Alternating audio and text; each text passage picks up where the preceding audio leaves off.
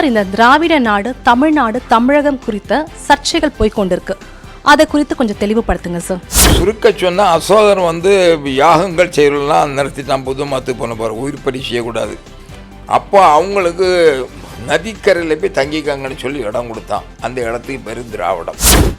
பெண்கள் அடிமை ஒழித்தது திராவிட கழகம் தான் சொல்லப்படுகிறது. பெண்களுக்கு சமத்துவ உரிமை கொடுக்கப்படுறது திராவிட கழகம் தான் என்று சொல்லப்படுகிறது. அதை குறித்து உங்களுடைய கருத்துக்களை சொல்லுங்க. இவனோட போல பெரிய சரித்திரம் தெரியாத முட்டாளு நான் பார்த்தா கிடையாது. சமூக நீதிங்க, ஜாதி இல்லாத கட்சிங்க, பேசுகிற மட்டும் பெரிய இது போல் பேசுவேன் தவிர. தண்ணீர் தொட்டியில், அதாவது குழி தண்ணீர் தொட்டியில் மலத்தை கலந்துட்டாங்க. அதை குறித்து உங்களுடைய பார்வை என்ன? அதை குறித்த கருத்துக்களை கொஞ்சம் சொல்லுங்கள் சார். இந்த விஷயம் தமிழ்நாட்டில் மாத்திரம் எதிரொலிக்கல, உலகம் பூரா அந்த மேட்ரு போயிட்டு. சார், இந்த திராவிட நாடு, தமிழ்நாடு, தமிழகம் குறித்த சர்ச்சைகள் போய்கொண்டிருக்கு. அதை குறித்து கொஞ்சம் தெளிவுபடுத்துங்க சார். சுருக்க சொன்னால் அசோகர் யாகங்கள் செய்யலாம் நிறுத்திட்டான். புது மத்து போன போகிற உயிர்ப்படி செய்யக்கூடாது. அதுக்கு முன்னால் பசுமாடு, குதிரை, ஒட்டகங்கள்லாம் போட்டு நூற்றுக்கணக்கான மிருகங்களை போட்டு எரிச்சி நெய்யெல்லாம் டன் கணக்கில் ஊற்றி பெரிய யாகங்கள்லாம் பண்ணிகிட்டு இருந்தாங்க. அசோகனை நிறுத்திட்டான். நிறுத்தின பிறகுன்னா அங்கே இருக்கின்ற அந்த புரோகிதர்கள், குறிப்பாக பிராமணர்கள் போய் அசோகன்ட்டு எங்கள் பொழப்பை நீங்கள் கெடுத்துட்டீங்க, அதனால் நீங்கள் எங்களுக்கு இதெல்லாம் எங்களுக்கு பிழைக்க வீடுங்களில் ஒன்றும் இல்லாமல் நாங்கள் அலையிறோம், யாரும் எங்களை மதிக்கிற இல்லைன்னு சொன்னாங்க. அப்போ அவங்களுக்கு நதிக்கரையில் போய் தங்கிக்காங்கன்னு சொல்லி இடம் கொடுத்தான். அந்த இடத்துக்கு பேர் திராவிடம். இப்போ நீங்கள் ஆந்திராவுக்கு போச்சுன்னா அங்கே உள்ள பிராமின்ஸ் அந்த மேட்ரிமணியில் நீங்கள் பார்த்தீங்கன்னா அவங்க பேருக்கிட்ட இப்போ சத்திரியன், பிரம்மன், சத்திரியன், வைசியன், சூத்திரன்னு கொண்டு வந்தானே மனு. அவன் 12,000 15,000 வருஷத்துக்கு முன்னால் இருந்தவன். அவன் ஒரு கோடு வச்சான். அதை அந்த திருமணம் இப்போ சொல்லிட்டு இருக்கல, என்ன பிரயோஜனம்னு தெரியல. அவங்க சொன்னால் இவங்கெல்லாம் சொன்னால் அது இப்போ எவன் ஏற்றுக்கிட்டான். அம்பேத்கர் காலத்தில் இருந்து இல்லை, அதுக்கு முன்னாலே சட்டத்திலாம் எடுத்தாச்சு. நான் சொல்ல திராவிடன்னா ப்ராப்பர்னர்கள், இப்போ பிராமின்ஸு குடியிருக்கு ஒரு இடம் அவன் கொண்டு வந்தது. அது அதுதான் நான் சொன்னேன். ஆந்திராவில் இன்றைக்கும் பிராமணர்கள் அந்த வகுப்பை சொல்லி தான் அவங்களுக்குள்ள நம்ம ஊரில் சொல்கிறாங்களா, அந்த வைசிகர் பிராமணா, அந்த பிராமணா, இந்த பிராமணா, அவங்க இன்றைக்கும் திராவிடம் பேரை சொல்லி தான் பிராமணர் சொல்லுவாங்க. நீங்கள் மேட்ரிமணியில் பார்த்தா கிளீனாக தெரியுதும். அதே போல் ஆரியம்னு சொன்னாலும் பயப்படாதவன், இந்த பக்கமும் அந்த பக்கம் நிலையான ஒரு சிந்தனை உடையவன். அவன் அந்த பக்கம் இந்த பக்கம் சாய உடையதான். கிருஷ்ணன் இவனை பேர் என்ன, அர்ஜுனன்னா ஆரியபுத்திராங்கிறான். அவன் அர்ஜுனன் ஆரிய பிராமணன் கிடையாது. அவன் ஆரியபுத்திரான உன்னோட சிந்தனை ஒரு நிலையான சிந்தனை. நீ அங்கேயும் இங்கேயும் மனசு விட மாட்டேன். பெரியப்பா செத்து போனார், சித்தப்பா செத்து போனார், சொந்த பந்தங்கள்லாம் அந்த யுத்தத்தில் சாவுறாங்கன்னு சொல்லி மனசை அவன் தளர விடலை. அதனால நான் ஆரியபுத்திராங்கிறப்ப ஆரியன் அங்கே மீனிங் மாறுது. இவங்க சொல்கிற போல் அவன் அது என்ன கைபர் கணவாயில் வந்தான், அங்கேருந்து இறங்கி இப்படி ஆடி மேய்ச்சான் மாடி மேய்ச்சான்லாம் தெரியாமல் சொல்கிற இந்த திராவிட இயக்கத்துக்காரங்க படித்தவங்க நிறைய பேர் கிடையாது. பெரியார் சுந்தரம் அந்த ஆளும் படித்த ஆள் கிடையாது. அண்ணாதுரை பொழுதுபோக்கு இந்த கட்சியை வச்சுருந்தார். அதனால் அதில் சொல்லலை அர்த்தம் கிடையாது. திராவிட நாடு, தமிழ்நாடுன்னு சொல்லலை. தமிழ்நாடுன்னு பேர் வச்சது பாரதியார். செந்தமிழ்நாடுன்னும் போதிலே இன்ப தேன் பாயுது காதிலே நடிச்சேன்னா தமிழ்நாடுன்னு பேர் முதல்ல விட்டோம் பாரதியார். ஆனால் தமிழ்நாட்டில் மெட்ராஸ் ப்ராவின்ஸ்னு இருந்தால் தமிழ்நாடுன்னு ஆக்கணும்னு சொன்ன சங்கரலிங்க நாடார். அவர் காமராஜ் அவரை மதிக்கலை. அவர் ஒரு 100 நாள் உண்ணாவிரதம் இருந்தார். உண்ணாவிரதம் தமிழ்நாடுன்னு பேர் வைக்கணும்னு செத்து போனார். தப்பு காமராஜ் செய்து மிகப்பெரிய ஒரு சாதனையாளர் காமராஜ். நான் சங்கரலிங்க நாடாரை காப்பாற்ற விட்டுட்டார். அந்த தமிழ்நாடுன்னு பேர் வைக்க சொன்னோம் சங்கரலிங்க நாடார். சில மோன்றோலையின்னு சங்கரலிங்க நாடார் தான் வைக்கணும். அண்ணாதுரை சட்டசபையில் ஜெயிச்சு வந்த பிறகு அதுக்கு பேர் கெசட்டில் கொண்டு வந்தார் தவிர அந்த பேர் கொண்டு வந்து சங்கரலிங்க நாடார். அவ்வளோ வித்தியாசம். இந்த தமிழகம்னு சொல்கிற என்னென்னு கேட்டிங்கன்னாச்சுன்னா, இப்போ என்ன எடுத்துக்காங்க, திரு லெமூரியன்னு சொல்லுவான் ஒருத்தன், இன்னொருத்தன் திருவாளர் லெமூரியன்னு சொல்லுவான், இன்னொருத்தன் ஸ்ரீ லெமூரியன்னு சொல்லுவான். இதில் என்ன பெரிய வித்தியாசம் இருக்குது? ஒரு மரியாதை ஒரு 2 பேர் நீங்கள் சிரஞ்சீவாக இருக்குன்னு அர்த்தம். திருன்னு சொன்னாலும் ஒன்று தான், ஸ்ரீமான்னு சொன்னாலும் ஒன்று தான், திருவாளர் இதில் என்ன தமிழகம் திராவிடர் எல்லாம் ஒன்று தான். இப்போ நான் நம்ம தமிழகத்திலேருந்து நெல் மிளகு ஏற்றுமதி செய்ய தமிழகம் தான் சொல்கிறோம். அவர் எங்கேருந்து வர்றாரு? தமிழ்நாட்டிலிருந்து வர்றாரு. வித்தியாசம் தெரிஞ்சுக்கிட்டிங்களா? அவ்வளோ அது வித்தியாசம்.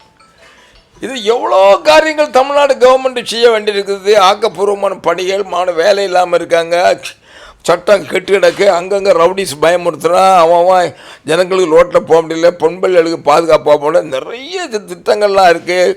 கோஆப்ரேட்டிவ் சொசைட்டி சரியாக இயங்க மாட்டேங்குது, அங்கங்கே கொள்ளை அடிக்கிறானுங்க, ரவுடி சுற்றுறானுங்க, பாதுகாப்பு இல்லை. இதெல்லாம் நிவர்த்தி பண்ணிக்கலாம் தமிழ்நாடா திராவிட நாடா இந்த தமிழகமான சொல்லல பொழுதுபோக்கில் என்ன ஒரு சிந்தனை இருக்குன்னு எனக்கு தெரியல. ரெண்டாவது, கால்டுவெல் ஐயர் 1850 ஒப்பிலக்கண சொல்ல இல்லை டிரெவிடியன் கிராமர்னு சொன்னார். இதே கால்டுவெல் ஐயர் எங்கள் ஊர் பக்கம் வடக்கங்குளம்னு ஒரு ஊர் இருக்குது, அந்த ஊரில் பிள்ளைமார ரோமன் கத்தோலிக்க முதல்ல ஜாயின் பண்ணான். கேட்டிங்களா? அந்த அதில் அவர் மைக்கேல் பிள்ளை, அந்த அவர் தான் ஒரு 10 ஃபேமிலி தான் அதில் ரோமன் கத்தோலிக்கா வந்தாங்க. அதுக்கு இன்றைக்கி அந்த ஊருக்கு ஒரு ஸ்மால் ரோம்னு சொல்லுவாங்க, வடக்கங்குளம் திருநெல்வேலிக்கு தெற்க வள்ளியூர் பக்கம் இருக்குது. அப்போ அவங்க நாடார் அவங்களுக்கு ஒரு 50 வருஷத்துக்கு பிறகு அவங்களும் ஆர்சி ரோமன் கத்தோலிக்க தழுவுன மதத்தை தழுவுனாங்க. நாடாருக்கு முதல் இடத்துல உட்கார பின்னாலாம் உட்காந்து அந்த பிள்ளைமார் கிறிஸ்டின்னு சொல்லிட்டான், மைக்கேல் பிள்ளை அவர் பேர். அவளை மாடசாமி இங்கே ஒரு நாடார் மேனுவல்னு பேரை மாற்றிட்டு அவர் கிறிஸ்டின் ஆனார். அப்போ இந்த டைமில் நானும் கிறிஸ்டியன் நீயும் கிறிஸ்டியன், இந்து மதத்தில் ஜாதி இருக்குனால தான் நான் கிறிஸ்தவ மதத்தின் என்னையாம் பின்னால் உட்கார சொல்கிறேன்னு நாடாருக்கும் பிள்ளைமாருக்கும் சண்டை வந்துட்டு. அப்போ வள்ளியூரில் கோர்ட்டு அங்கே தான் அந்த கேஸ் நடந்தது ரொம்ப நாளாக. அந்த நேரத்தில் கால்டுவெல் ஐயர் அங்கே போயிருந்தார், அவர் ஒரு பிஷப்பு.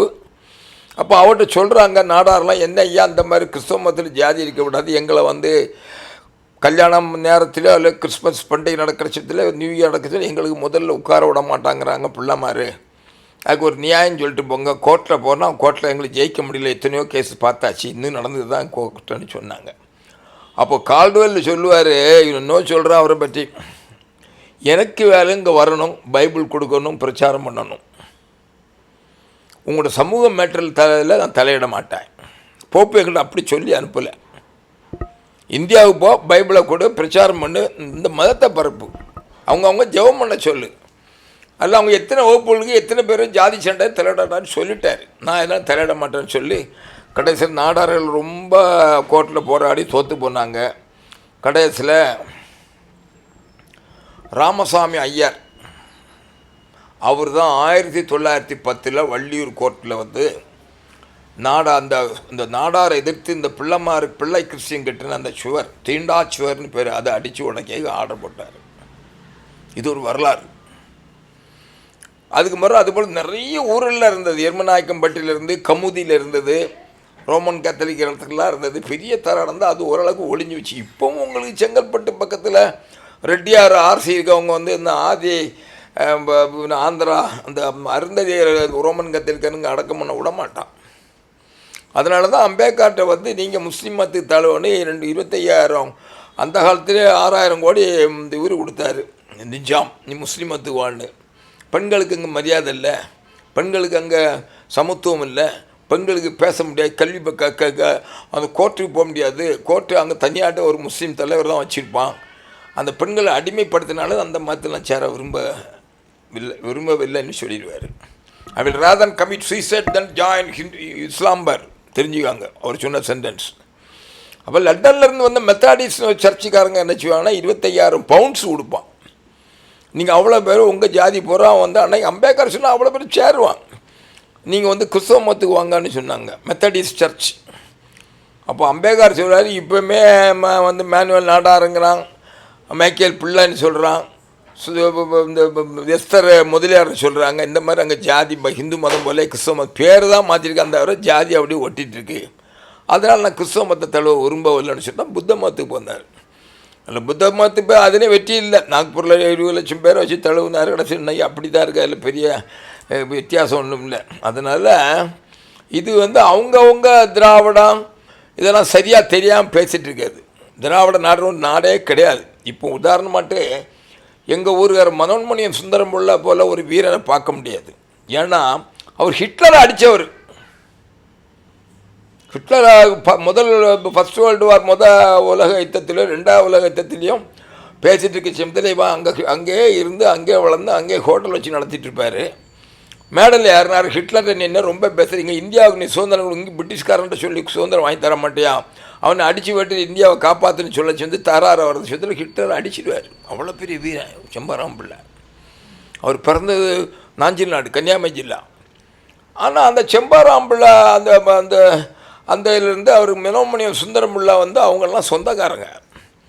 அப்போ மனோன்மணியம் சுந்தரம் பிள்ளை தமிழில் நாடகம் இல்லைன்னு சொல்லிட்டு வந்து மனோன்மணியன்னு ஒரு நாடகத்தை எழுதுகிறார். இங்கிலீஷில் நாடகம் இருந்தது, ஷேக்ஸ்பியர் நாடகங்கள்லாம் இங்கே இருந்தது. அப்போ தமிழில் முதல்ல நாடகம் நீராடும் கடல் எடுத்து இந்த பாட்டு எழுதில அவர் வந்து கடைசியில் திராவிடர்னு சொல்லி பேசுகிறாருன்னு திமுககாரன்னு சொல்கிறான். பட் ஒரிஜினல் பாட்டில் அவர் திராவிட நாடுன்னு போடலைன்னா நான் கேள்விப்பட்டேன். தமிழ்நாடே தான் சொல்கிறாரு. இவனை திராவிட நாடுன்னு திருத்தின அவன் ஆட்சிக்கு வந்த பிறகு. ஏன்னா திராவிடன் ஒரு நாடு கிடையாது. உங்களுக்கு இப்போ உங்களுக்கு வந்து அவன் கர்நாடகாரன், அவன் ஆதி கன்னடம்னு சொல்கிறான், இவன் ஆந்திரக்காரன் ஆதி தெலுங்குன்னு சொல்கிறான். அவன் தமிழனை சேர்க்க மாட்டேங்கிறானே. அதே போல் கேரளாக்காரன் செத்தாலும் சேர்க்க மாட்டான் அவனோட, அப்படி இருக்கான் அவன். இப்போ நம்ம மாத்திரம் என்ன திராவிடர்னு போட்டிருக்கு. அப்போ பெரியார் என்ன செய்தாருன்னா எல்லா ஸ்டேட்லோடும் தமிழ்நாட்டில் வந்து புழைச்சிட்டு, ஆனால் தமிழ்நாட்டுக்காரன் மாத்திரம் எந்த ஊருக்கும் போடாமல் அந்த திராவிடம் ஆதி திராவிடன்னு பேரை விட்டு தொலைச்சிட்டாரு. அது மிகப்பெரிய ஒரு மோசடி. பெரிய ராமசாமி நாயக்கர் செய்த மிகப்பெரிய மோசடி. தமிழனை எவ்வளோ தூரம் பைத்தியக்காரன் ஆக்குமோ, எவ்வளோ ஏழ்மையாக்கணுமோ, எவ்வளோ கோமாளி ஆக்கணும், அத்தனையே ராமசாமி நாயக்கர் செய்தார். இன்றைக்கி அவனுக்கு வந்து இன்றைக்கி கூட நீங்கள் பார்த்தீங்கன்னா நான் கேள்விப்பட்டேன், கேரளாவில் சென்னை சில்க்கு, அந்த சென்னை சில்க்கு என்ன செய்தான்னாச்சுன்னா கேரளாவில் போய் இப்போ ஒரு கடை திறந்தான் 2-3 மாதத்துக்கு முன்னாடி. அப்போ அவன் பெரிய ஒரு ஜவுளி கடை திறந்தவொன்னே அவர் 10-20,000 பேருக்கு வேலை கொடுக்கணும். அப்போ கேரளாக்காரங்க வந்து நீ வச்சிக்கா, திறந்துக்கா, உன் பிஸ்னஸ் நடத்து.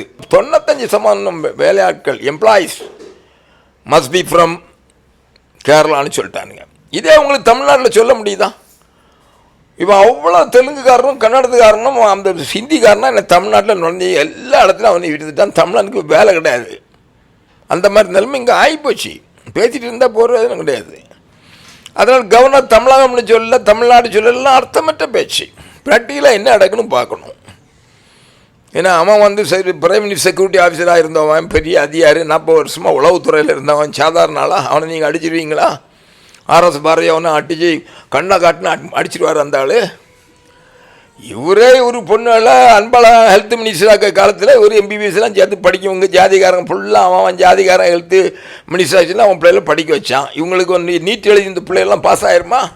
இன்றைக்கி நீட் எழுதி பாஸ் ஆகிற பிள்ளை மிகப்பெரிய அறிவாளிகள். அந்த காலத்தில் சொந்தக்காரன் மினிஸ்டராக இருந்தால் உடனே மெடிக்கல் அட்மிஷன் கிடச்சிப்போம். கேட்டிங்களா? இப்படி வந்தவங்க தான் அவங்கெல்லாம். ரொம்ப வாய் பேசுகிறார் அவர் ஆர்எஸ் பாரதி. அவனை அடிச்சிருவா, இவனை எடுத்து பர பசங்களா தீண்டாதவங்களா நாங்கள் அன்னி சொல்கிறான். அந்த பையன் அவன் பேர் என்ன, அந்த முரசொலி மாறன் மகன் தயாநிதி மாறன், அவனு இவனு வந்து நாங்கள் அந்த திண்டாத்தான்னு ஷெட்யூல் காசை எழுப்பதி கேஸெல்லாம் போட்டான். கேஸுன்னா எடுபடலை. இன்னும் வரைக்கும் ஸ்டாலின் அதுக்கு அவங்க பேரை நடவடிக்கை எடுக்கலை. அவன் என்ன ஜாதி தயாநிதி மாறன் சொல்லிட்டு பார்ப்போம். கெட்டிமேளம் ஜாதி ஆந்திரக்காரங்க அவங்கெல்லாம். தயாநிதி மாறனுக்கு அவங்க தாத்தா பேரோட கலைஞர் தான் தாத்தான்னு சொல்லுவார். அதனால் இதெல்லாம் அதிக பிரசங்கித்தான். ஒரு ஜாதியை இழிவுபடுத்தி பேசக்கூடாது. அதனால் இதுக்கெல்லாம் உங்களுக்கு இந்த திராவிடம் தமிழ்நாடு கன்ஃபியூஸ் பண்ணிருக்காங்க. நல்லதே செய்வாங்கன்னு நம்புவோம். தமிழ்நாட்டில் எந்த கட்சி ஜாதிகளுக்கு முக்கியத்துவம் கொடுக்குது? அதை பற்றி உங்களுடைய கருத்தை சொல்லுங்கள் சார். இது ரொம்ப முக்கியமான கேள்வி. உங்களுக்கு வயசு ரொம்ப குறைஞ்ச வயசு, அதனால் உங்களுக்கு தமிழ்நாடை பற்றி ரொம்ப தெரியல. எனக்கு 1947 பிறந்ததுனால எனக்கு ஓரளவுக்கு இன்றைக்கி இருக்க சமுதாயத்தோட கூடுதல் தெரியும். என்னன்னு கேட்டிங்கன்னா, தமிழ்நாட்டில் ஜாதி பார்க்காத கட்சியே கிடையாது. அவ்வளோ பெரிய காங்கிரஸ் பேர் இயக்கத்தில் மரரசந்தரை பறச்சின்னு அடிக்க போனாங்க. பெரிய கூட்டம் நடந்து அடி நடந்தது. அப்போ இளைய பெருமாள்லாம் கத்தினார், ஜாதியை சொல்லி அடிச்சிட்டான்னு சொல்லி. அந்தளவுக்கு காங்கிரஸ் கட்சியில் மிகப்பெரிய ஜாதி வரி இருந்தது.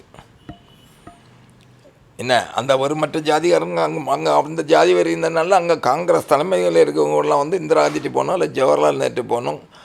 அது அந்த காலத்தில் அவங்க காமராஜ், அந்த இவர் பேர் என்ன இவர் வாழப்பாடி ராமமூர்த்தி போன்றவங்களாம் வச்சுருந்தாங்க. ஜாதியை பார்த்து தான் வைக்க முடியும். அந்த மாதிரி தான் காங்கிரஸ் கட்சியிலிருந்து கீழ்மட்டத்தில் வர காங்கிரஸ் கட்சிக்காரன் பேசுவான உள்ள ஜாதி உண்டு. நானே காங்கிரஸ் கட்சி எங்கிட்ட நீங்கள் என்ன ஜாதின்னு ஒருத்தன் கேட்டால் பேர் சொல்ல மாட்டேன்.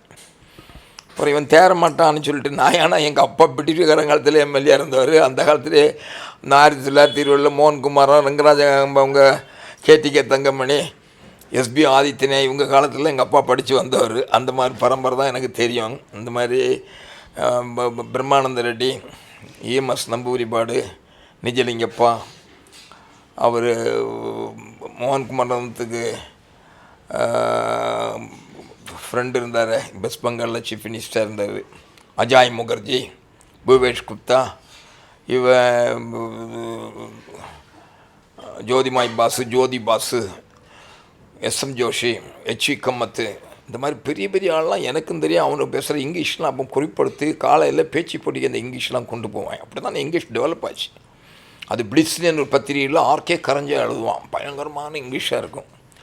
அந்த இங்கிலீஷில் எங்கள் அப்பா அந்த பிளிட்ஸு அந்த கேரவெல்லாம் கொடுத்து அதில் முக்கியமான சென்டென்ஸ் அவங்க பேசுனாலும் எழுதி பீலுமோடி இந்த மாதிரி பெரிய பெரிய பேச்சாளருக்குள்ள பேச்செல்லாம் பேசிச்சோம்னா அதெல்லாம் எழுதி எடுத்து நான் மனப்பாடம் செய்து அந்த ஸ்பீச்சை காலையில் பேச்சு போட்டியில் வந்து நான் கேரளாவில் பிஏ படித்தேன், தமிழ்நாட்டில் எம்ஏ படித்தேன். ஆனால் மிகப்பெரிய பேச்சாளர்களும் எனக்கு எப்போ பார்த்தா ஆங்கில பேச்சு போட்டியில் ப்ரைஸ் கொடுப்பாங்க. என்னோடய ஸ்பீச் அந்த அளவுக்கு பவர்ஃபுல்லாக இருக்குது. ஏன்னா நான் அது என்னோடய சொந்த ஸ்பீச்சுன்னு சொல்ல மாட்டேன். இந்த மாதிரி பெரிய பெரிய பேச்சாளர்கள் ஸ்பீச்சை நான் கேட்டு ரசித்து எழுதினேன் தான். அப்படி திமுகவில் அப்படி யாரையும் நான் பார்த்த கிடையாது. என்ஜி ரங்கா சுதந்திர பாட்டில் இருந்தார், என்ன லோகோ பிரபு வந்து சுதந்திர பாட்டில் இருந்தார். இந்த மாதிரிலாம் நான் பெரிய பெரிய ஆள்லாம் கம்யூனிஸ்ட் பார்ட்டியில் இருந்தாலும் மிகப்பெரிய பேச்சாளர் இல்லைன்னு சொல்ல மாட்டேன். அவங்க பொன்னன் உச்சரிப்பு ரொம்ப பிரமாதமாக இருக்கும்.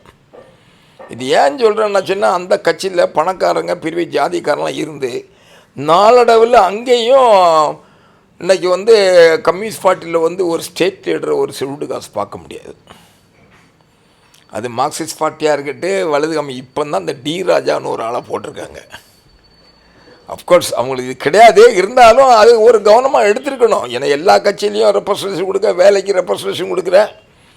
ஏன்னா அது வந்து வேணால் நீங்கள் கேட்ட கேள்விக்கு நான் சொல்லலாம், கம்யூனிஸ்ட் காலத்தில் குறைவாக இருக்குது. ஆனால் திமுக பெஸ்ட்டு கட்சி. அங்கே ஜாதி தான், ஏடிஎம்கேயும் ஜாதி தான், இன்னும் திராவிட இயக்கம் தான். அதாவது அண்ணா பெரியாரை சொன்னால் ஜாதி தான். இப்போ அண்ணா வந்து இருந்தார், சிஎம் வந்தார், அவர் ஜாதிக்காரங்க 7 பேரும் மினிஸ்டர் அவரையும் சேர்த்து போட்டார். வைஸ் சான்சலர் வந்து வரதராஜா அவங்க ஜாதி தான். நேற்று சுந்தரவடிவேல் இருந்தார், அவங்க ஜாதி தான். மீனாட்சி இருந்தார், அவங்க ஜாதி தான். அதுபோல் கோகுலகிருஷ்ணன் ஜட்ஜி அவங்க ஜாதி தான். Radhakrishnan chairman of the electricity board அவங்க ஜாதி தான். அப்புறம் இது பாலகிருஷ்ணன் டைரக்டராக வச்சு அண்ணாதுரை ஜாதி தான். அவரும் அந்த ஜாதியை வளர்த்தார், இல்லைன்னு சொல்ல முடியாது. ஏன்னா இன்னும் 1.5 கோடி இருக்கிற பறையன் ஒரே ஒரு மினிஸ்டர் சத்யானிமுத்து இருந்தாங்க. அதேபோல் எடப்பாடி பழனிசாமியும் கொஞ்சம் 2 இப்போ வந்து பெஞ்சமின் ஒருத்தர் கொடுத்தாரு, இன்னொருத்தர் கொடுத்தாரு. அப்புறம் வந்து இந்த போலீஸ் ஆஃபீஸரில் நிறைய பேர் சிட்டியில் கமிஷனர் டிப்டி கமிஷனர்லாம் போட்டார் எடப்பாடி. அவர் மெஜாரிட்டி தான், அவர் இல்லைன்னு சொல்ல அங்கே இருந்தது. திமுகவோட குறவு.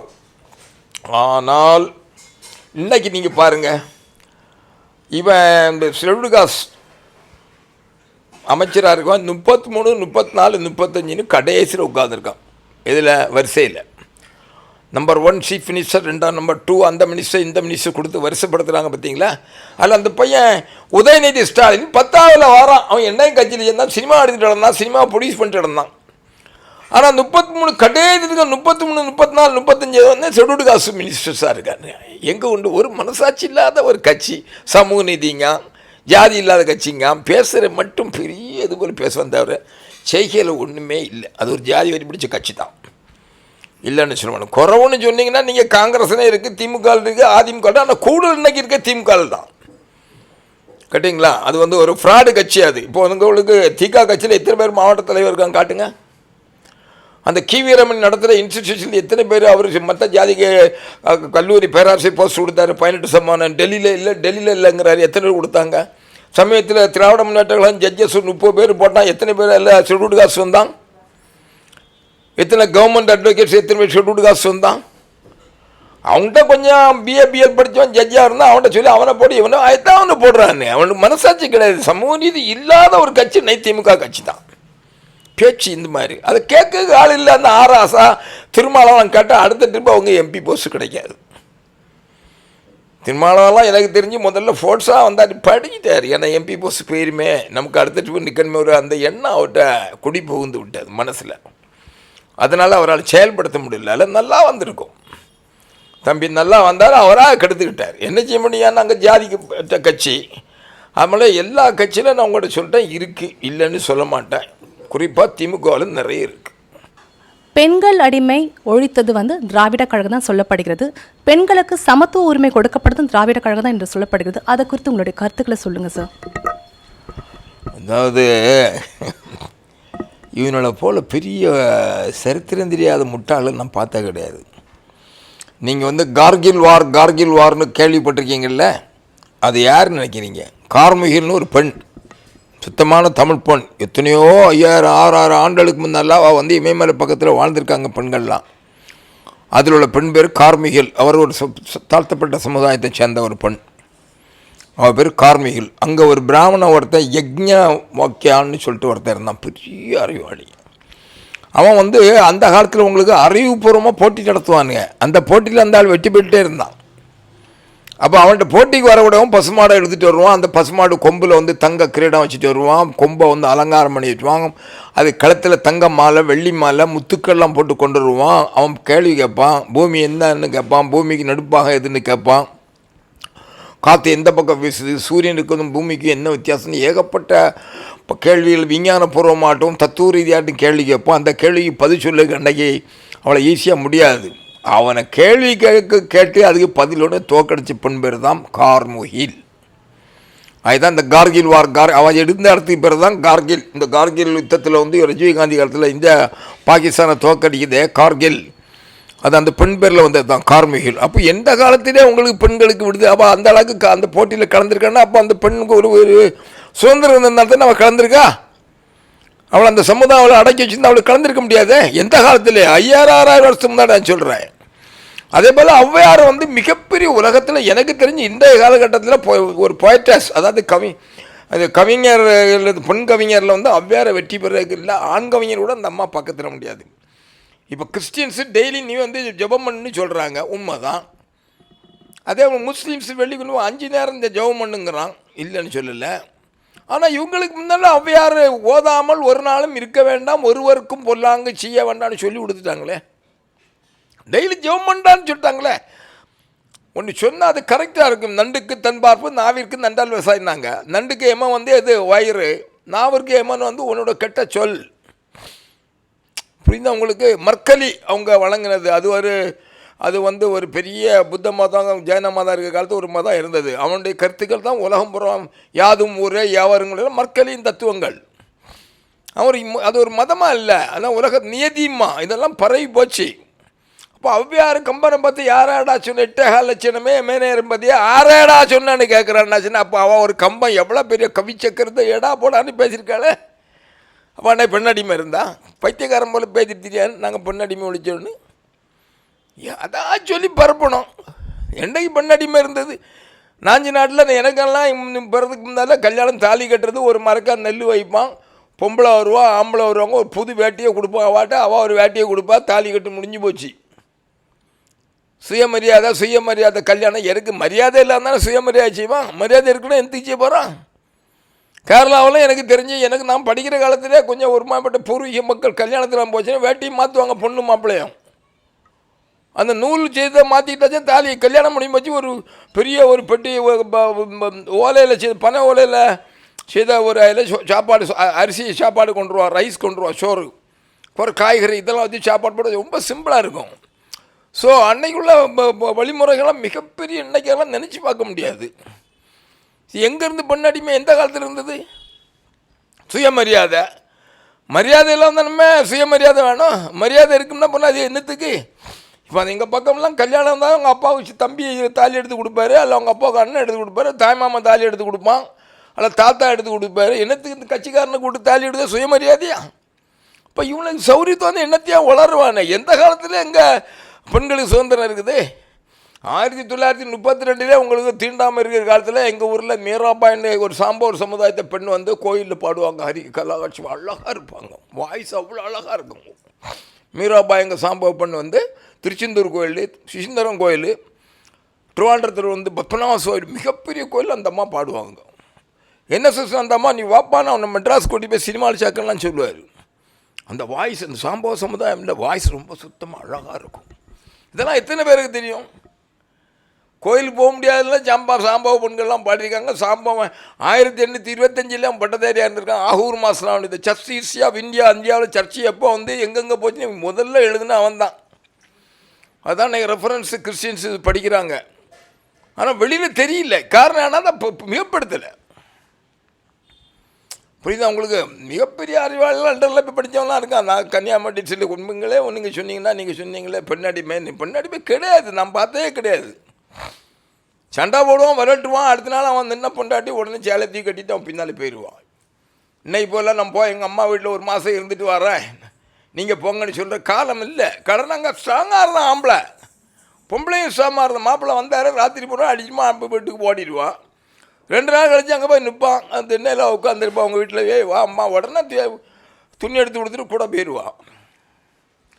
பெண்ணடிமை வந்து நாஞ்சி நாட்டில் நான் பார்த்துட்டு கிடையாது. இங்கே இருந்தால் இன்னொருத்தர் பாண்டியன் சோழ நாட்டில் இருந்தால் இன்னொரு தெரியல, அங்கே கிடையாது. ஏன்னா அங்கே அந்த அது வந்து சாம்பார் சமுதாயம்னு சொல்கிறாங்களே, நான் அது டோலமியோட ஒரு ஹிஸ்ட்ரி புக்கு படித்தேன். அவர் என்ன சொல்கிறேன்னா, வள்ளுவர் நாடுன்னு ஒரு நாடு இருந்திருக்கு. அது லெமூரியா கண்டத்துக்கு பக்கத்தில் மடகாஸ்கர், அந்த அந்த பாப்பா குனியா, அந்த கண்ட்ரிலாம் அந்த ஆஸ்திரேலியா பக்கோடைய அங்கேருந்து அந்த நாடு ஆரம்பித்து ஆப்கானிஸ்தான் போய் அங்கேருந்து ஈஜிப்ட் வழியாக இது சிரியா, இந்த இதெல்லாம் இருக்குது பார்த்தீங்கன்னா, ஏஷியா மைனராக அந்த நாடு இருந்திருக்குது. வள்ளுவர் நாடு ஒரு நாடு. அது அப்படி போய் அங்கே உங்களுக்கு சுசீந்திரம் பக்கத்தில் பழையாறுன்னு ஒரு ஆறில் இவெல்லாம் கிரீக்குக்காரெல்லாம் வியாபாரம் கயர் வாங்க வந்திருக்காங்க. அது இங்கிலீஷ்லேயே கயர் தான், தமிழ் வார்த்தை தான். கேட்டிங்களா உங்களுக்கு? அது போல் பெரிய ஒரு சரித்திரம், பெரிய ஒரு நாகரிகமே இருந்திருக்கு. அந்த காலத்தில் பெண்கள் அடிமை இல்லை. அவன் அந்த காலத்தில் பெரிய ஆள் தான், அவ்வையாரோட பெரிய புலமை பெற்றவள். அவளுக்கு ஒரு சிலை கிடையாது. ஏதோ உலக தமிழ் மாடாலேருந்து அண்ணாதுரை வச்சு தொலைச்சிட்டார், அதுதான் காட்டுறானே. ஒரு பையனுக்கு ஒருத்தர் டீ வாங்கி கொடுத்துருக்க மாட்டார் அண்ணாதுரை. அவர் சிலை தமிழ்நாடு பூரா இருக்குது. எங்கே போய் சொல்லுவீங்க? இப்போ கருணாநிதி செலவு வைக்கணும், அந்த என்ன செய்தாருன்னு தெரியல, யாருக்கு என்ன செய்தாருன்னு தெரியல. அவர் சர்க்காருக்கு அம்சம் பெரிய ஊழல்வாதின்னு டிஸ்மிஸ் பண்ணான். இப்போ அடுத்தால இவனை டிஸ்மிஸ் பண்ண விட நிலைமை ஆயிருக்குது. இவங்களுக்கெல்லாம் சில தமிழ்நாடு யாரை கேட்குறாங்க? எத்தனை பேர் பார்த்துட்டு இருக்கான்? மனசாட்சி வேண்டாமா? வள்ளுவருக்கெல்லாம் மேடம் வந்து தமிழ்நாடு பேர், அந்த ரோடுக்கெல்லாம் பேர் வைக்கணும். காஞ்சிபுரம் போனால் அண்ணா சாலை, அங்கே போனால் அண்ணா பூங்கா. யார் அவர்? இந்த ரவுடி பசங்களாம் வளர்த்து விட்டவரா? ஏதாவது பொருள் அன்னைக்கு வந்து அவர் செத்து போனே ஒன்றும் கேட்கல, அதை காரணம் வச்சு கண்டாடத்துக்கலாம்னு வச்சுட்டானே. எவ்வளோ பெரிய ஆளாக இருந்தான். வாவு சிதம்பரமில் இருந்தார், எத்தனை கோடி ரூபாய் அழிச்சார். மதுரை பிள்ளைங்க இருந்தார் மெட்ராஸில். இந்த மெட்ராஸுக்கு பேரே வந்து உங்களுக்கு சென்னைப்பட்டினம், இந்த சென்னைப்பட்டினம் வச்சுட்டானுங்க. அவன் தெலுங்காரன். இப்போ இருக்கிற மினிஸ்டரில் எல்லாருமே தெலுங்கு பேசுகிறேன். தமிழாக எங்கே இருக்கான்? 7-8 மினிஸ்டர்ஸ். இப்போ உதயநிதியும் சேர்த்தாச்சு 8-9 மினிஸ்டர் தெலுங்கு பேசுகிறோம் தான். தமிழ்னு சொல்லி பொய். ஸோ பெண்ணடிமை எனக்கு தெரிஞ்சு சங்க இலக்கியத்திலும் கிடையாது, சங்க காலத்திலையும் கிடையாது. இன்றைக்கும் சில குறிப்பிட்ட இடத்துல இவங்கள பெருமைக்கு வேண்டி சொல்லிட்டு தெரியாங்க. சமத்துவம் அடுத்தால் நீங்கள் கேட்டீங்க. சமத்துவம்னா என்ன? ஈக்குவாலிட்டி. கத்திரிக்காய், வெண்டைக்காய், வாழைக்காய் நீங்கள் சமமாக பங்கு வச்சு கொடுத்துடலாம். சமத்துவத்தை எப்படி பங்கு வைப்பீங்க? இலாஜிக்கல், இரேஷனல். சமமாக நீ சமத்துவம், நான் ஒன்று சமத்துவம் போகிறேன், என்ன நான்சென்ஸ். இவர் என்ன பெரிய நம்பூரி ஜாதி போலும் கருணாதி, அவன் பறையன் தாழ்ந்த ஜாதி, அவன் பக்கத்துலேருந்து உட்காரு. என்ன ஒரு அவன் எவ்வளோ பெரிய ஜாதி மேடம்? இல்லை சிந்திச்சு பாருங்கள். இதெல்லாம் மனுஷன் கேட்க எவ்வளோ கஷ்டமாக இருக்குங்க. அதை அடித்து உடைக்கணும். இன்னும் ஆட்சி பண்ண பிறகு அதெல்லாம் அடித்து உடைக்க பசங்கள்லாம் பிளான் போடுது. எங்கிட்ட நிறைய பேர் சேனா ஜாதி ஒன்று ஆட்சி திருட்டு நாங்கள் பார்த்துட்டு சொல்லிட்டு இருக்கோம். இப்போ உள்ள இளைஞர்லாம் நீங்கள் நினைக்காம எல்லா ஜாதிக்காரனும் என்கிட்ட சொல்கிறான். ஏதோ இன்னும் உயர்ந்த ஜாதி வரும், அவன் ரொம்ப தாழ்ந்த ஜாதி. உன்னை எந்த ஜாதிக்காரன் சேர்க்க மாட்டான், நான் தான் அவனை சேர்க்குறேன். பாப்பாலாம் இது பாப்பா இவனோட எவ்வளோ பரவாயில்லை. அது ஒரு உதாரணம் சொல்கிறேன் பிரதர். இன்றைக்கி உங்களுக்கு சட்டசபையில் நடந்த சம்பவம் இருக்குல்ல, இதுக்கு வந்து அப்பாவு ஸ்பீக்கர், அவர் எனக்கு ராதாபுரத்துக்காரர், அவர் பிரைமரி ஸ்கூல் டீச்சராக இருந்ததுக்கு அவனை ஸ்பீக்கராக போட்டிருக்கான். கவர்னர் பேசி முடித்த பிறகு அவர் சத்தம் போடாங்களான்னு சமானம். அதுக்கு அந்த ஆளுக்கு திறமை இல்லை. ராஜாதி ப்ராவின்ஸ், மெட்ராஸ் ப்ராவின்ஸில் பிரைம் மினிஸ்டராக இருக்கார். அப்போ பிரைம் மினிஸ்டராக இருக்க அங்கேருந்து உங்களுக்கு தமிழ்நாட்டில் இங்கேருந்து கோழிக்கோடு வர மெட்ராஸ் ப்ராவின்ஸ் பாலக்காடு வழியாக அப்படி போகும். அந்த பக்கம் போனால் ட்ரிவாங்கூர்னு ஆயிரும். அவன் கூட சேர மாட்டான். ராஜாதி பிரைம் மினிஸ்டர் வந்து பார்த்தசாரதி ஐயங்கார்னு ஒரு ஐயங்கார் வந்து, நான் எம்ஏ, நீங்களும் ஐயங்கார், நானும் ஐயங்கார், எனக்கு இந்த ஸ்பீக்கர் போஸ்ட் கொடுங்கன்னு கேட்குறான். அப்போ சீஃப் மினிஸ்டர்னு சொல்ல மாட்டாங்க. அப்போ ராஜாஜி சொல்கிறார், எப்பா சரி, நீ ஐயங்கார், நான் ஐயங்கார், நீ எம்ஏ படிச்சிருக்க, பட் சட்டசபையில் ஸ்பீக்கரானு பிஎல் வேணுமே. சிவசண்முகம் பிள்ளைன்னு ஒரு வராரு, ஒரு மிகப்பெரிய பழைய குலத்தை சேர்ந்தவர், பறையர் சமுதாயத்தை சேர்ந்தவர். அவருக்கு தான் நான் கொடுக்க முடியும். அவர் பிஎல்லான்னு சொல்லி அவருக்கு தான் அந்த ஸ்பீக்கர் போஸ்ட் கொடுத்தாரு. அவரை குலக்கல்வின்னு போய் சொல்லி சொல்கிறானுங்க. ராஜாஜி வளர்த்து பெரிய ஆளாக்கி விட்டவர் வந்து சிங்காரவேலு. டெல்லியில் யூபிஎஸ்சி மெம்பராக இருந்தார், கேரளா ஐஜியாக இருந்தார், தமிழ்நாட்டில் கமிஷனராக இருந்தார். அவர் ஜாதியாக பார்த்தார்.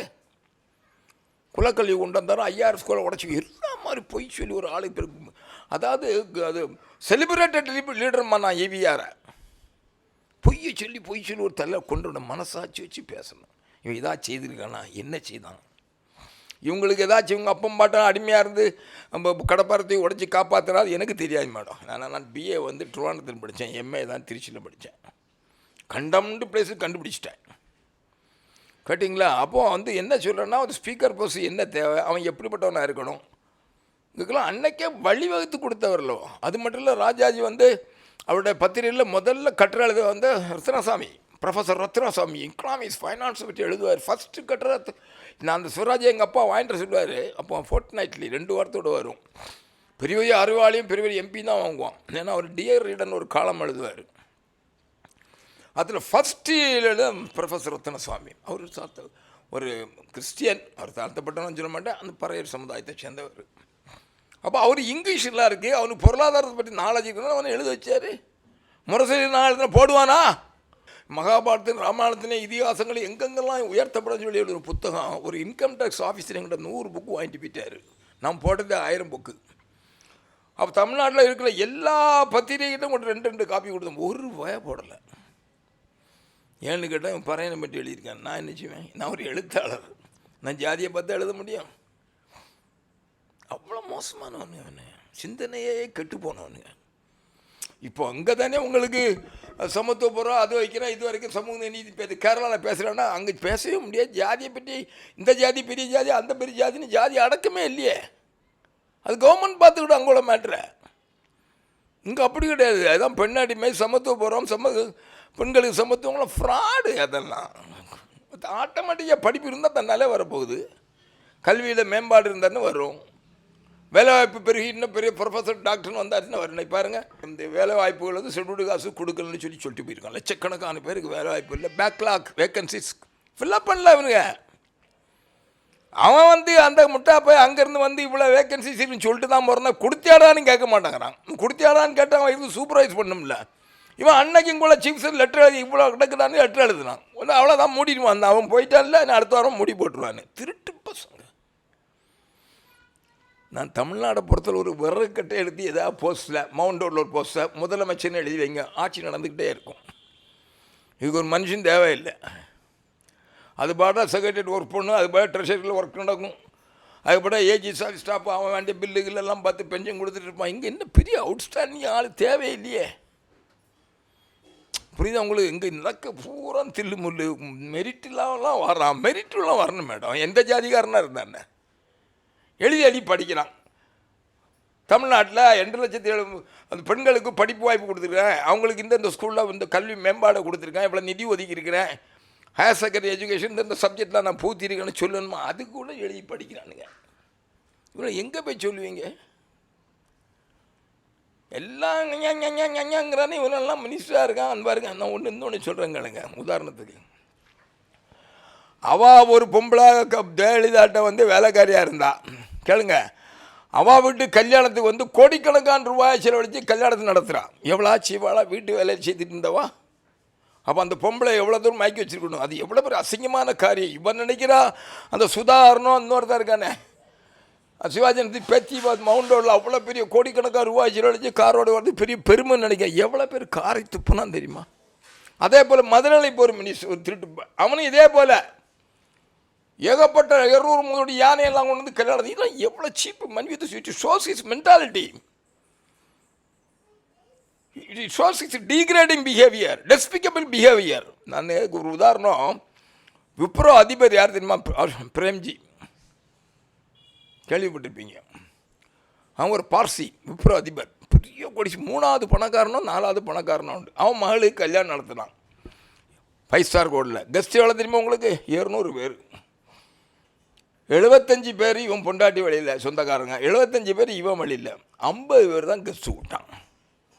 அப்போ மன்மோகன் சிங் பிரைம் மினிஸ்டர் நினச்சா மன்மோகன் சிங் சென்ட்ரல் மினிஸ்டர் அவ்வளோ பேரும் கொடுக்கலாம், பிரசிடெண்ட்டை கொடுக்கலாம், எவ்வளோ பேர் இருக்கணும்.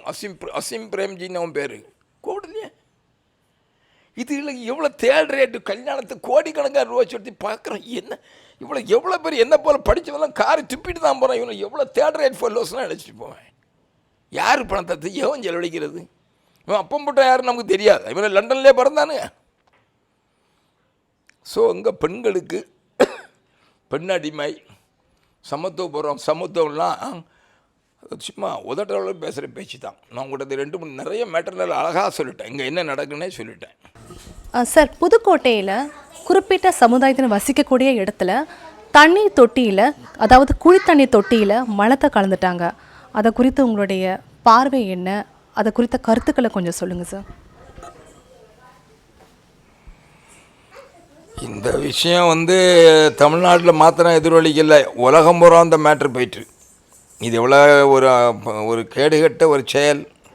அவன் எந்த ஜாதிக்காரன் செய்தாலும் சரி தான் கேடுகட்ட செயல்னு உலகத்தில் பல்வேறு சான்றோர்களும் ஆண்டவர்களும் இதை பற்றி கருத்து தெரிவிச்சுட்டாங்க. இதை கண்டம் பண்ணுறாங்க. எனக்கு தெரிஞ்சு இந்த அந்த புதுக்கோட்டை மாவட்டத்துக்கு போன ஒரே ஆள் ஏர்போர்ட் மூர்த்தி. அந்த தம்பி தான் அங்கே போய் இதை கண்டம் பண்ணியிருக்கிறாரு, பேசியிருக்காரு. அரசாங்கம் சரியில்லைன்றிருக்காரு. ஒரு ஆளுங்கட்சி எம்எல்ஏ போல், ஒரு ஆளுங்கட்சி மினிஸ்டர் போல், எதிர்கட்சிக்காரனும் போல். மார்க்சிஸ்ட் கம்யூனிஸ்ட் அண்ணன் தம்பி இவர் பாலகிருஷ்ணன் போனார், நான் பத்திரிகையில் படித்தேன். அது எவ்வளோ ஒரு கேவலமான செயல்னு சிந்திக்க வேண்டாமா? பகுத்தறிவாதிகள் இருக்கான்னு சொல்லலாம். இதுதான் ஒரு பகுத்தறிவாதி ஒழிச்சிகள் இருக்காது. எவனாவது அதை கண்டனம் பண்ணான்னா அங்கே போனானல்லாம். இது எவ்வளோ பெரிய விஷயம்னு சிந்திச்சு பாருங்கள். இதெல்லாம் வச்சுட்டு கவர்னர் நாங்கள் சொன்னது தான் எழுதணும். அவங்க அவன் எப்படி எழுதுவான்? அவன் டெய்லி இங்கேருந்து கவர்னர் டெல்லிக்கு இங்கே லால்நாடு கோயம்புத்தூர் அப்படி இருக்குது, இங்கே இருக்குது, பெண்கள் நடக்க முடியல, கட்சிக்காரன் டெய்லிருந்து அடிக்கிறானுங்க. அந்த இப்போ தனி கட்சியாக ஒருத்தனை வச்சுக்கிட்டு ஹோட்டலில் போய் சாப்பாடு வாங்கிட்டு வா, பில்டிங் ஆண்டு பணம் வாங்கிட்டு வா, அப்படி வச்சுட்டு காரெல்லாம் வாங்கிட்டு சுற்றுறான்னு ஒவ்வொரு கட்சிக்காரனும். புது கட்சியாக ஆரம்பிச்சுட்டு அந்த கட்சி தலைமையில் போஸ்ட் கொடுத்துட்டு, இந்த மெக்சிகோவில் அந்த அமெரிக்கன் சைடில் அந்த மாதிரி லீடரு பீன்ஸ் பேண்ட் போட்டு எல்லாம் அடியாளில் கையில் வச்சுட்டு சுற்றுவோம். அது போல் அங்கே சுற்றிட்டு நடக்கானுங்க. அவன்லாம் தலைவன் அவனாவது ஏதாச்சும் என்ன கிடையாது. இது மிகவும் கேவலமான ஒரு செயல். அதுதான் சொன்னேன். அது அப்போ தான் அதான் கவர்னர் இதெல்லாம் எழுதி அங்கே டெல்லிக்கு அனுப்பினால அவருக்கு இவங்க தமிழகம் அமைதி பூங்காவாக இருக்குன்னு சொல்லிச்சு. அவனுக்கு அது மாறுபட்ட கருத்து. அமைதி பூங்கா இருக்குன்னு சொல்லி அவன் சொல்லல, கையெழுத்துப்பட்டு அவன் சொன்னதுக்கு கான்ட்ராக்டிக் ஸ்டேட்மெண்ட் ஆயிரும். அவன் மாட்டிக்கிடுவான் கவர்னர். ஏன்டா நீ இவ்வளோ தான் தமிழகத்தில் அப்படி இருக்குது இப்படி இருக்குது லான்னு கெட்டு போச்சுன்னு எழுதியிருக்கிற, கோயம்புத்தூரில் அப்படிங்கிற பெண்கள் நடக்க முடியலங்கிற. அந்த ஸ்கூலில் ஒரு ஸ்கூலில் பத்து போகிற வரலாம் கைது செய்தானுங்க. ஏன் அந்த கைது ஏன் இங்கே செய்ய மாட்டேறாங்க? புதுக்கோட்டையில் அந்த கள்ளக்குறிச்சி ஸ்கூலில் அப்புறம் 1000-2000 பேர் கைது செய்யாங்க. ஏன் இங்கே ஏன் செய்யலை? அப்போது அதனால தான் அவங்க உங்களுக்கு அவன் கவர்னர் இதனால தான் அது அமைதி பூங்கான்னு எழுத மாட்டேன்ட்டான், அதை எடுத்துட்டுன்ட்டான். இவங்களுக்கு வேலை கிடையாது. தமிழ்நாடு தமிழகான்னு சொல்கிறான்னு சொன்னால திருவாளர் இருக்குல்ல, இன்னும் பெரிய வித்தியாசம் இருக்குது. அது போல் ஒன்று கன்ஃபியூஸ் பண்ணிட்டு கிடக்கானு, திட்டிட்டு கிடக்கானு. இவனுக்கு ஆக்கப்பூர்வமான செயல் ஒன்றும் இல்லை. இப்போ அவன் சத்தம் போட்டுன்னு அவனை ஒதுங்கிட்டான். நான் போண்டா கோம்பாசார் சொல்லிட்டு இறங்கி போயிட்டானே. அவன் இறங்கி போனால் it's equal to dismissing the government. அது தெரியுமா உங்களுக்கு? Article 355, 356, 350 equal. அவன் நினச்சா நாளைக்கு சட்டசபை தொங்க விட்டுருவான். இன்னும் ஒன்றும் செய்ய முடியாது. இந்த ஆர்எஸ் பாரதி நீ வளர்த்து கண்ணை காட்டா நீ இருப்பியாலாம் கேட்குறான். யாரை பார்த்து கேட்குறான்? அவனே ஜாதி வரி பிடிச்சவன். நாங்கள் திண்டதாரன்னு கேட்டவன். அவன் அந்த பையன் தயாநிதி மாறலாம் கவர்னர். அவன் 40 இயர்ஸு இதிலே இருந்தவனாச்சு, உளவுத்துறை இருந்தவனா. ஐபிஎஸ்னா என்ன? அந்த பொன்முடி சொல்கிறான். அவன் ஐபிஎஸ் எப்படி கொடுத்த என்ன? ஐபிஎஸ்னா என்ன? எம்எஸ்சி என்ன? டிகிரி எப்படி வாங்குறாங்க? பட்டம் படிப்புனா என்ன? ஐபிஎஸ் ஐஏஎஸ்னா என்னன்னு தெரியல ஒரு அமைச்சருக்கு. அது என்ன டிகிரியாது? ஐபிஎஸ் ஐஏஎஸ்லாம் இட்ஸ் எ காம்படிட்டிவ் எக்ஸாமினேஷன். அவர் திருமாவளவன் சொல்கிறார் 8 பேப்பர் இருந்து படித்தா பாப்பா நீ பாஸ் ஆக வேண்டியது தானே. நீ எனக்கு போலீஸ் டிபார்ட்மெண்ட் மாதிரி கிளர்க்காக கிடந்தா? பேசுகிறது ரொம்ப ஈஸி. உங்களுக்கு எவ்வளோ ஒரு மிஸ்லீடு பண்ணுறான் இளைஞர்களை. கஷ்டப்பட்டு படிக்க வேண்டியது ஒரு சப்ஜெக்ட் செலக்ட் பண்ணு. அதனால அவனெல்லாம் அதெல்லாம் இருந்து படித்து கஷ்டப்பட்டு வந்தவன். அவன் குடும்பத்தில் ஒரு ஐபிஎஸ் ஒரு ஐஏஎஸ் பார்க்க முடியுமாட்டேன், ஒரு சூப்பர்ன்ட்டு பார்க்க முடியுமாட்டேன் உங்கள் குடும்பங்கள்லாம் எழுதி பாஸ் ஆனவன்லாம். அதனால் அது இப்போ உங்களுக்கு பெரிய ஒரு லாலஸ்னஸ் ஆகிப்போச்சு. இப்போ உங்களுக்கு இன்னொரு நான் என்ன சொன்னேன், இந்த மாதிரி ஒரு குறிப்பிட்ட சமுதாயத்து ஒரு வரலாறு காணாத அளவுக்கு ஒரு சமுதாயத்தை அடித்து இழித்து பழித்து அழித்து வந்திருந்த அந்த சமுதாயம் மீண்டு வர சமயத்தில் திராவிட இயக்கம் கொண்டு வந்து பழையபடி அவங்கள குழியில் தள்ளிட்டானுங்க. இதுக்கு என்ன வழி? It is high time the government is dismissed. It is high time the governor had threw the government into the Bay of Bengal lock, stock and barrel. இந்த கவர்மெண்ட் வச்சுட்டு இருக்கக்கூடாது. கேடு கட்ட கவர்மெண்ட் இதை வச்சுட்டு இருக்காருல்ல. எவ்வளோ ஒரு சமுதாயத்தில் இவ்வளோ பேர் அதில் எத்தனை பேருக்கு பாதிக்கும் அது. அந்த குழந்தைகளுனால உண்மையான தண்ணி கொடுத்தா கூட குடிக்க மாட்டான், நாற்றம் அடிக்குமா. அதான் கவர்னர் கலெக்டர் போய் பிடிச்சிட்டாங்களாங்க, எஸ்பி பிடிச்சிட்டாங்களே, அது அவங்க கடமை. அதனால் இது மோஸ்ட் கண்டம்னபிள் ஒரு ஆக்ட். திரு கற்காடு லெமோரியன் சார், இவ்வளோ நேரமாக நாங்கள் கேட்ட கேள்விக்கெல்லாம் பொறுமையாகவும் தெளிவாகவும் பதில் சொன்னதுக்காக உமக்கு ரொம்ப நன்றி செலுத்துக்கிறோம். நாங்கள் இந்த மக்களை இன்னும் கொடுமை கொடுத்திருந்த நாளத்துக்கே ஒருத்தருக்கு ஒருத்தர் மிகப்பெரிய ஒரு சிவில் வார் வராத அளவுக்கு தடுக்க அளவுக்கு நீங்கள் எனக்கு கேள்வி கேட்டு மக்களுக்கு ஒரு அறிவுரை கூற வைத்ததற்கு நான் உங்களுக்கு என்னுடைய மனமார்ந்த நன்றியை தெரிவித்துக் கொள்கின்றேன். நாங்கள் அப்லோட் பண்ணுகின்ற அனைத்து வீடியோக்களும் தினமும் உங்களை வந்தடைய நமது சேனலை சப்ஸ்கிரைப் செய்து கொள்ளுங்கள். மேலும் பெல் பட்டனை அழுத்தி ஆல் செலக்ட் செய்யவும். நன்றி.